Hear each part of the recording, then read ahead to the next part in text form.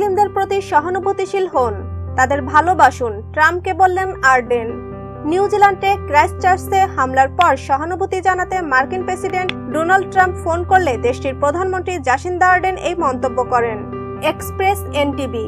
বর্ণবাদী ও শ্বেতাঙ্গ শ্রেষ্ঠত্ববাদী সন্ত্রাসী ব্রেন্টন টারান শুক্রবার 2টি মসজিদে হামলা চালালে 49 জন নিহত হন। আরডেন জানান, ট্রাম্প আমাকে বলেছিলেন এই মুহূর্তে যুক্তরাষ্ট্র কিভাবে সাহায্য করতে পারে।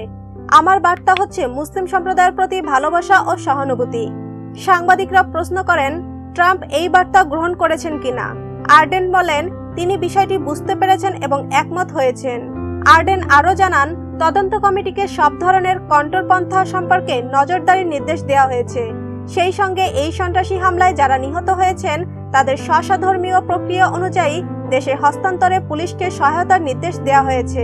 অতীতে ট্রাম্প যুক্তরাষ্ট্রের সব মুসলিম ও মসজিদে নজরদারি করা উচিত বলে মন্তব্য করে বলেন, যুক্তরাষ্ট্র থেকে মুসলিমদের নিষিদ্ধ করা উচিত, তারা আমাদের ঘৃণা করে। নিউজিল্যান্ড হামলার পর শ্বেতাঙ্গ শ্রেষ্ঠত্ববাদকে হুমকি মনে করেন কিনা এমন প্রশ্নের উত্তরে ট্রাম্প বলেন, আমি এটি মনে করি না, এই গোষ্ঠীর সংখ্যা খুবই ছোট। ভিউয়ার্স, এতক্ষণ আমাদের সাথে থাকার জন্য ধন্যবাদ। ভিডিওটি ভালো লাগলে অবশ্যই লাইক, কমেন্ট, শেয়ার করবেন। তার আগে অবশ্যই আমাদের চ্যানেলটি সাবস্ক্রাইব করে আমাদের সাথেই থাকুন।